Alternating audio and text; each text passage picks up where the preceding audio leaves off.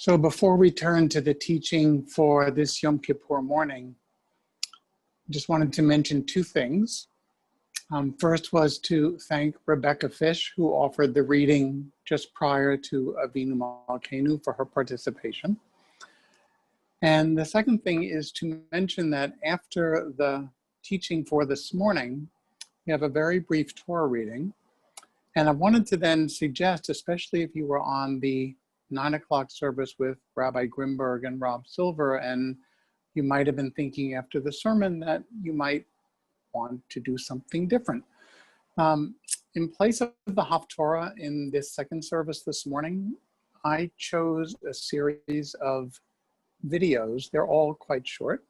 They're teenagers telling stories of their experience of trying to make a difference in the world, of doing tikkun olam. When I get really depressed during this pandemic cycle, I go to these videos and I get inspired by the difference an individual teen is choosing to make in the world. So I encourage you to stay on with our service through to the end, and I'll say more about the videos of the teens prior to our screening of them later in the service.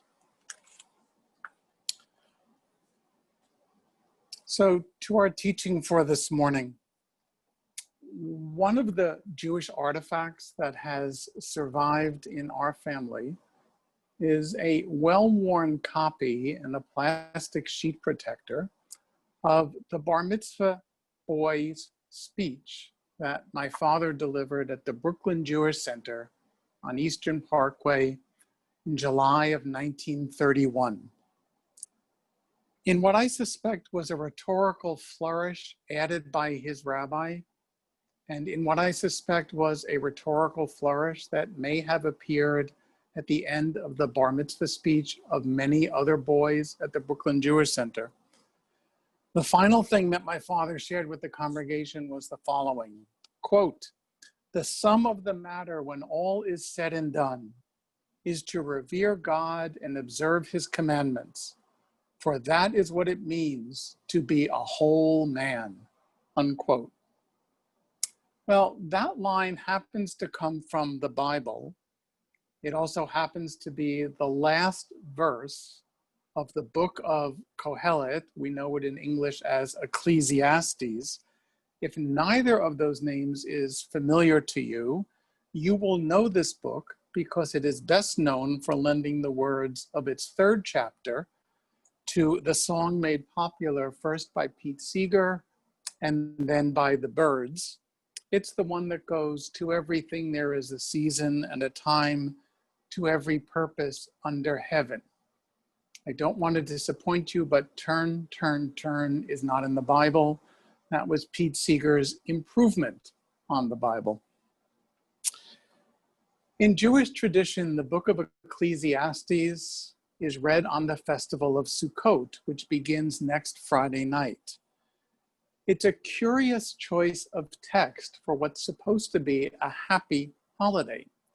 Sukkot in Jewish tradition is actually called Zaman Simchatenu, the season of our celebrating.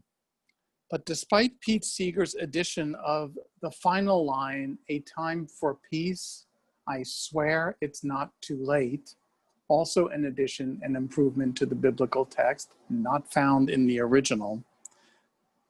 In spite of that, Ecclesiastes is, to put it kindly, a bit of a downer. That final line of the book that my father proudly proclaimed at his bar mitzvah is the exception that proves the rule.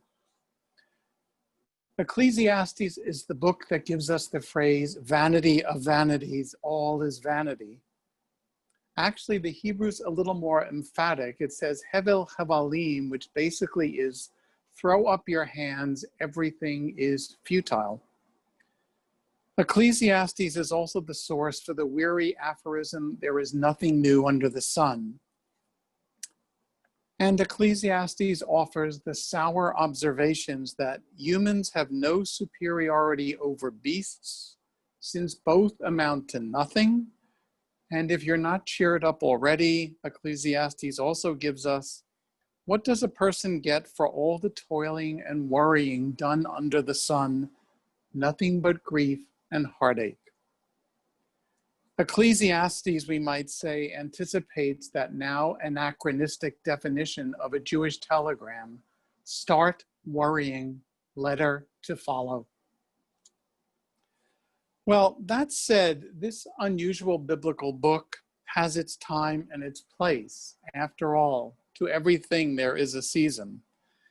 And in this persistent state of pandemic in which we find ourselves, it can be comforting to know that even sacred scripture knows the weariness that often accompanies perseverance.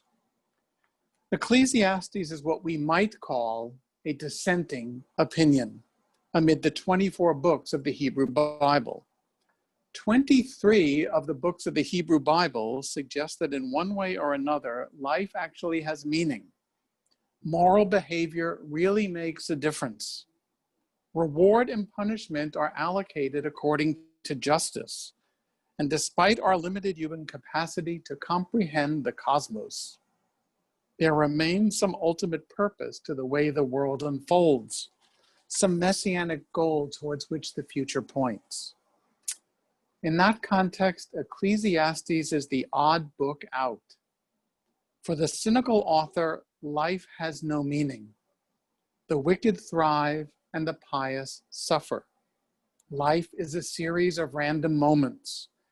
The cosmos is a mere mechanical machine, endlessly replicating what has come before.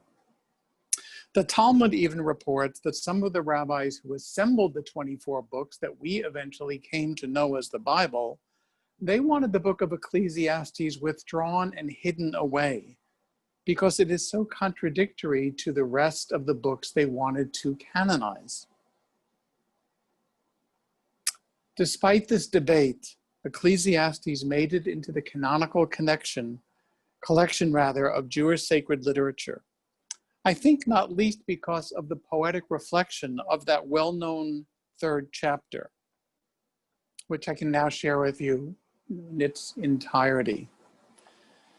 To everything there is a season and a time to every purpose under heaven, a time of birth and a time of death, a time of planting and a time of uprooting what has been planted, a time of tearing down and a time of building up, a time of tears and a time of laughter, a time of grief and a time of joy, a time of stones thrown and a time of stones gathered, a time of embracing and a time of letting go, a time of seeking and a time of losing, a time of keeping and a time of discarding, a time of tearing, a time of mending, a time of silence and a time of speaking.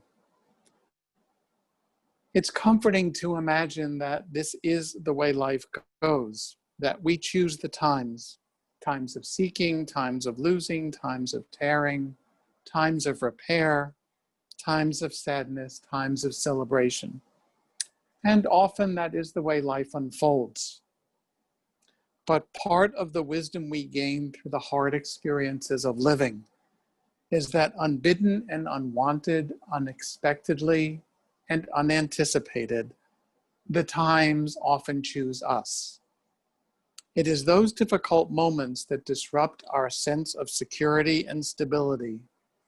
Those are the moments that remind us of our vulnerability and of our fragility.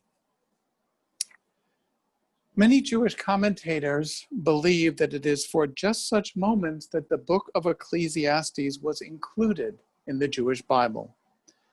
There are going to be times when things fall apart, when faith, trust, and hope all seem elusive, when feelings of futility are ascendant, moments when we wonder whether, how, and why to go on with the work of tikkun olam, trying to mend a world that seems to insist on staying stubbornly broken. There are going to be times when it is just too difficult even to look at the front page of the newspaper. We are surely in the midst of such a moment as we move through this holiday season in the midst of the disruptions and the distresses of COVID. As the prophet Jeremiah said at this season of the year, many thousands of years ago, the harvest is past, the summer is ended, and we are not saved. Our ancestors who accepted the book of Ecclesiastes into the Bible anticipated the frustration and the distress that we often feel these days, because they knew there were going to be days and seasons when we too would ask, what does a person get for all the toiling one does and all the worry under the sun? And that we will also have moments when we feel like responding, nothing but grief and heartache, apparently, seems pretty futile. In such moments, it's good to know that others have been to these same difficult and dark places, and that we are not the first to have our confidence challenged, and that we are not the first to have our faith in the future temporarily abandon us, and that we are not the first to worry that life might just turn out to be ultimately vanity and futility.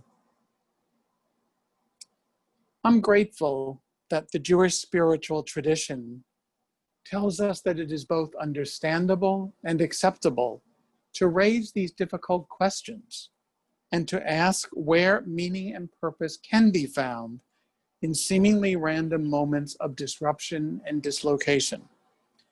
It is comforting that Jewish tradition gives a hechsher to doubt, a certification of kosher to uncertainty.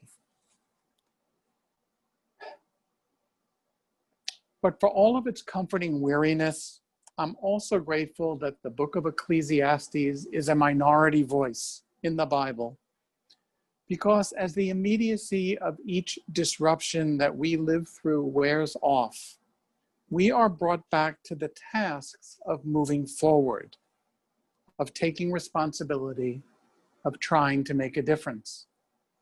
And as Yom Kippur reminds us, finding meaning in the unfolding undulations of life is always about choices.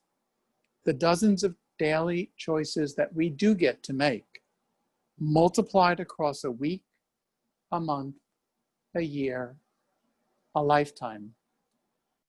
Will we plant or will we uproot what has been planted? Will we build up or will we tear down? Will we repair or will we do damage? Will we speak out or will we take comfort in silence? We decide every day by the way in which we live, the voice that will be our majority voice. The voice of the possible or the voice of pessimism, the voice of hope or the voice of hopelessness, the voice of determination or the voice of despair. To everything there is a season and a time to every purpose under heaven. And this is our season. Shana Tova.